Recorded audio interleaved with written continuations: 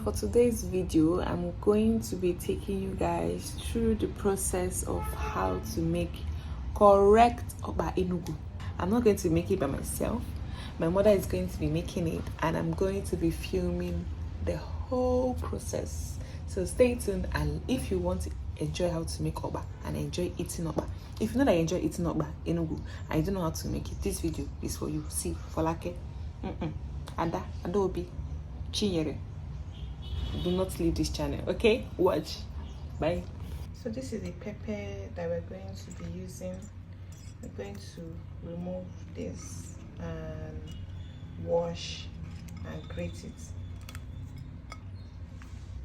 Depending on the amount of heat that you can take, that will determine the number or quantity of pepper they are going to be using. So I'm mixing the red pepper and the yellow pepper for its flavor. After that, you're going to get hot water. Not so hot that it will burn your hand, but hot water, and then mixing your oil. See, Okpa is oil, so you need to be generous with your oil whenever you are adding up the oil. So once you've added the oil, you mix it all up together and then start adding in your Okpa flour. So you mix and keep mixing. Why I did this process is that it helps you to get rid of the lumps faster than if you mix it with flour and oil. So once you are done with this process, you have to be patient enough, because this process, this part is going to take your time, because you have to try to get rid of all the lumps that is in the Okpa. I told my mom that she was going to make this Okpa for us because I wanted to also film her own recipe or her own method, and this was the method that she shared, and I was very happy that I allowed her to do it, because I also learned a new trick, which is adding your water and your oil together before adding in the Okpa flour. So that is what she's doing at the moment. So once you are making your Okpa, you can see how she's trying to get rid of the lumps. It all requires patience. In fact, at this point, I was telling her, "Mommy, don't you think that we should use sieve and just sieve it out?" But I said, "No, this is a part of the process. It's all part of the process." But anyway, once you are done with that, make sure that the quantity of water that you are adding to your Okpa flour is not too watery. Let me give you an illustration. When you're making pap, you know the consistency of when you're trying to make pap. That consistency of when you're trying to make custard instead. That is the consistency that you need. So once you are done with that, make sure you achieve that consistency, because if it's too watery, once your Okpa is done, it is going to separate. In fact, it's going to be some parts watery and some parts very hard.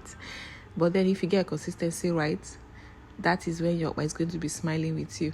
But anyway, we add in the pepper at this point, and then check for salt, balance for seasoning, and that is all we needed. So once that is done, you're going to start scooping into your leather bags.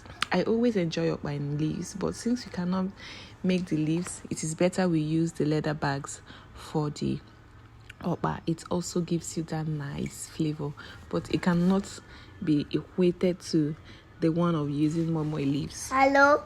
So depending on the size that you are wrapping, on the quantity of dough, that will determine how long it will stay on fire. The estimated amount of time that is required for it to cook is at least 40 minutes. So it's required to be on fire and boil and be done perfectly. Once it's 40 minutes, you are sure that your Okpa is perfectly ready. Then as you're wrapping your Okpa, that is when you are supposed to put hot water on fire and allow it to boil before you start adding in that Okpa. And once it's 40 minutes, your Okpa is ready. And once your Okpa is almost ready, the next thing you are going to be making is pap. Because we are going to be eating this Okpa with pap, I decided to take you guys to the pot. But the pap was really, really not papping with me. But Basha still said I'm going to take you guys through the process and what to do when your pap decides to embarrass you. Imagine after making that nice Okpa and it's pap that will now come and fall your hand. My brother-in-law always says, it is pap that we know who is a good chef.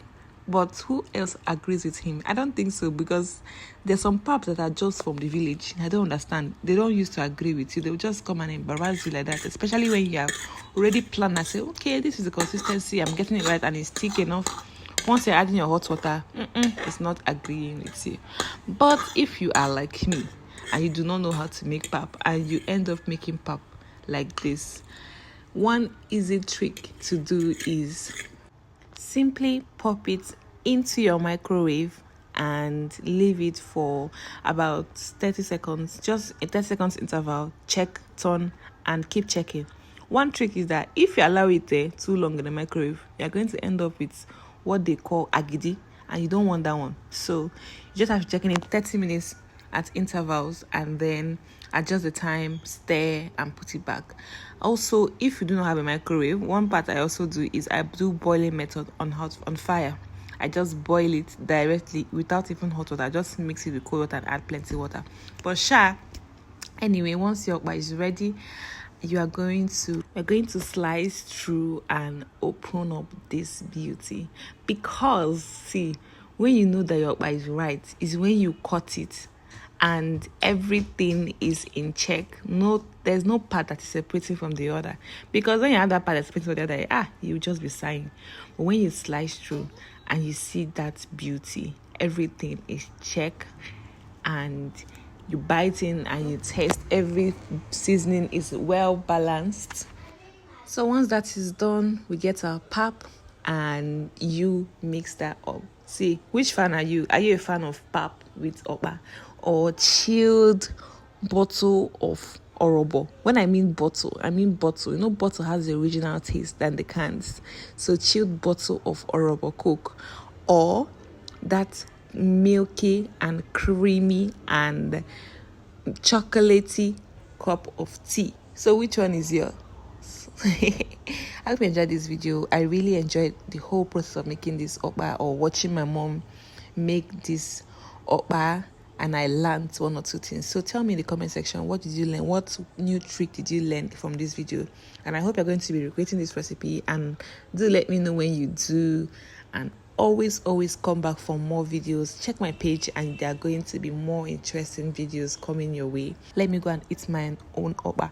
Oh yeah, if you know you stayed up to this point, it is time for you to carry one okpa, because you deserve it. You worked for it. So yes, collect one and call your neighbor to come and watch, and then collect his or hers.